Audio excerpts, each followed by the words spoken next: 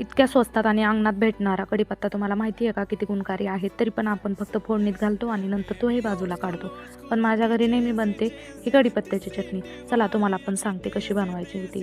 कढीपत्त्याची पानं मस्त धुवून घ्यायची आणि मग शेंगदाणे तळून घ्यायचे मस्त मीडियम गॅसवर. त्यानंतर मग तो धुतलेला कढीपत्ता आहे तो पण तळून घ्यायचा आहे आणि खूप सारा लसूण घ्यायचा आहे. लसूण आपल्याला कच्चाच वापरायचा आहे आणि कढीपत्ता, शेंगदाणे, लसूण मिक्सर भांड्यात घेऊन त्यात आपल्याला मीठ, लाल तिखट टाकायचं आहे. जिरे टाकतात पण मी व्हिडिओच्या नादात विसरून गेले की टाकलेत का नाही म्हणून, आणि व्हिडिओ एडिट करताना समजलं मला जिरे राहिले म्हणून.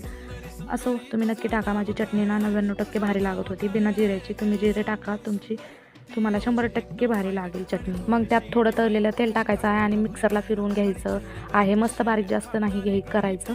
आणि मग हा रात्रीचा बेत होता नवऱ्याला. मस्त खारं वांगं आणि कडक अशी बाजरीची भाकरी आणि आपली अप्रतिम लागणारी कढीपत्त्याची चटणी. वाह, आज तर मज्जाच आली जेवण करून, असं आमचे आहू म्हणाले. Bye bye.